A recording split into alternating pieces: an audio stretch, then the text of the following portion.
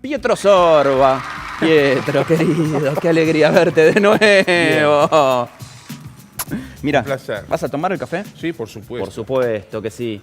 Pietro Sorba con nosotros es un querido amigo. Te voy a decir que estás en el exclusivo círculo de los que ya vinieron 2 veces a este programa. Bueno, es un privilegio. Es un privilegio para nosotros, Gracias. en serio, que hayas venido. No, para mí.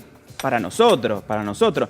Estamos a punto de cumplir 1 año y ya viniste 2 veces. Un ¿Vos? lindo programa. Muchas Lindo gracias. programa. Felipe Piña y Mauricio Cartún.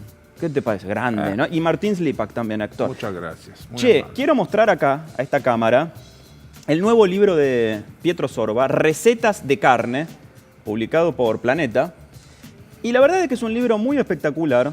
Y sobre todo, quiero empezar citando palabras de Pietro, que dice lo siguiente: me acuerdo lo que déjense escribí. llevar, déjense llevar. Olviden por un segundo la parrilla y el asador y descubran otro mundo dentro del mismo universo.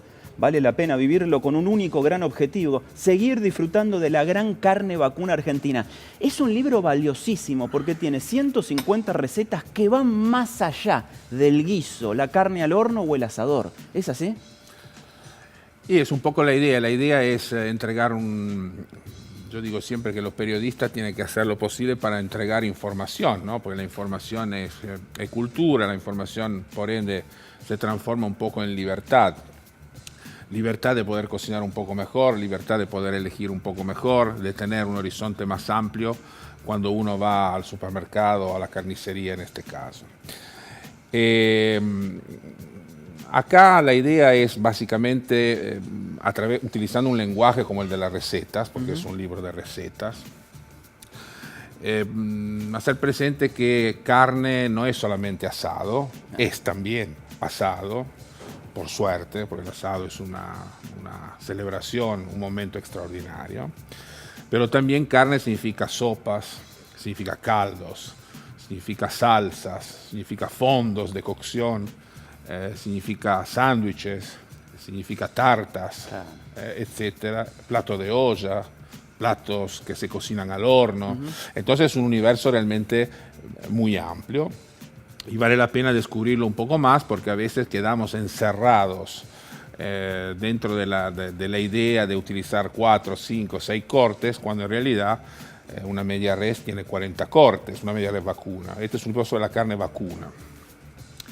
Y también podemos agregar la idea de utilizar con un poco más de, con más frecuencias las achuras. Las achuras también son para aquellos que se pueden acercar con cierta soltura a este tipo de alimentos. Las achuras también son un recurso extraordinario que podemos utilizar en la cocina. Por supuesto, no todos los días, porque se transformaría, en mi opinión, en una cosa un poco aburrida, un poco pesada, pero sí de vez en cuando intercalar cortes poco conocidos como el osobuco, la carrillera,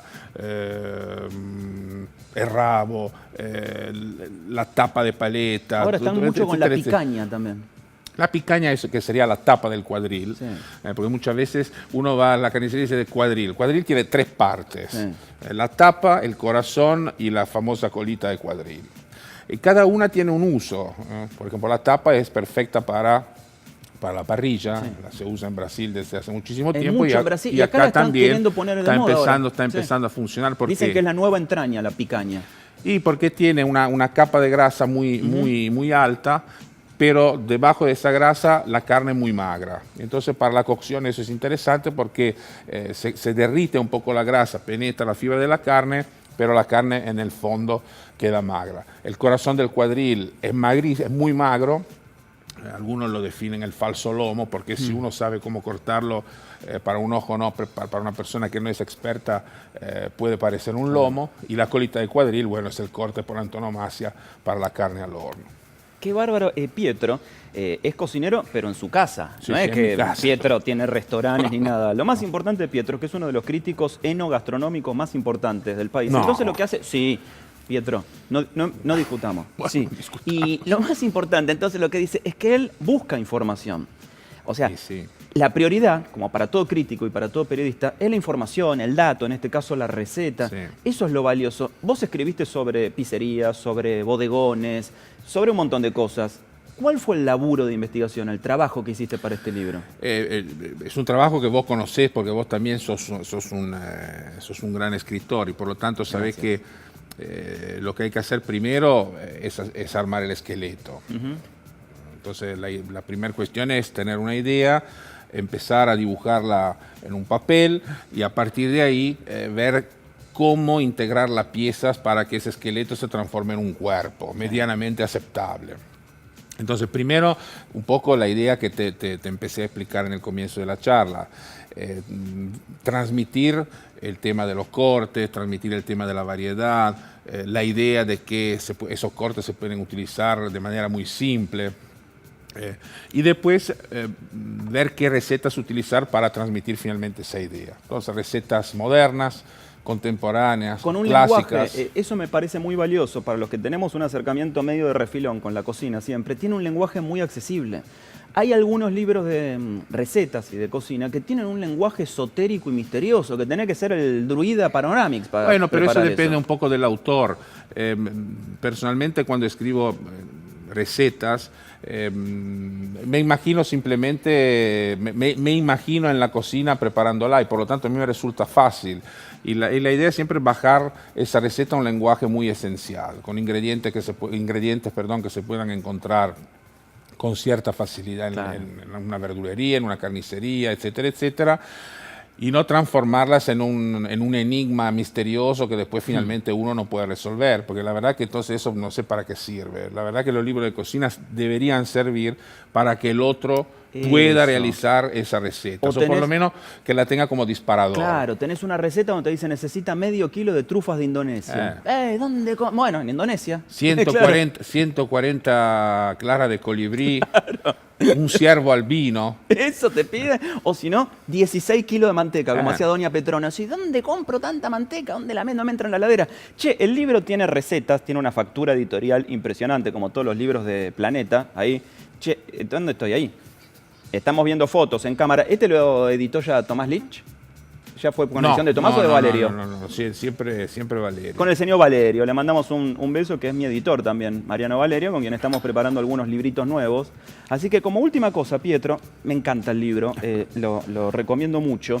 Para este fin de semana, largo, que va a ser calor y la gente no quiere andar prendiendo el horno, de las 150 recetas que tenés acá, porque somos eminentemente carnívoros, ¿qué nos recomendarías? Hay unas ensaladas de carne fría que son en mi opinión, son muy interesantes. Si uno siempre en Argentina normalmente, en la heladera siempre hay un trozo de carne fría, de un asado del día anterior o de una carne asada al horno, etcétera.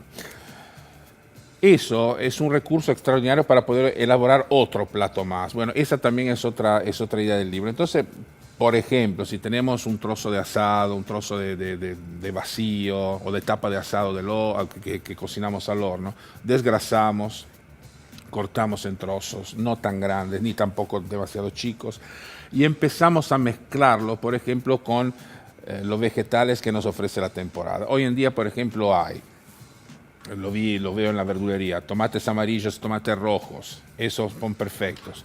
Albahaca está en su pleno apogeo. Podemos tomar apio, palta, te digo hasta fruta, y cebolla colorada, y empezar a armar nuestras ensaladas con esa carne. Vamos a obtener dos resultados básicos. Uno, que utilizamos el recurso que tenemos en la heladera y no tenemos que comprar otra cosa. Dos, es rápido, porque la carne ya está cocida. Tres, tenemos que utilizar menos carne, entre comillas, gastamos menos. Claro. ¿Por qué? Porque la otra parte son los vegetales, o las papas, o la palta, o lo que sea que integremos a esa ensalada. Y por lo tanto, vamos a lograr varios objetivos. Esa es un poco la idea de este trabajo. 4, es fresco.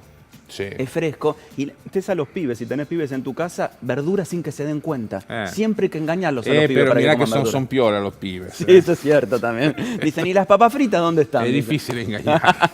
Che, Pietro, muchas gracias por haber venido. Un gusto a enorme, sabés que siempre me encanta conversar contigo y tomar café. Así que gracias a Pietro Sorba, señores, autor de este libro sensacional. Ahí lo mostramos, recetas de carne. Lo recomendamos muchísimo para que esté colgado del arbolito en estas Navidades. Gracias, Pietro. Gran edición entonces hoy de conversación, café y churrasco con Pietro Sorba.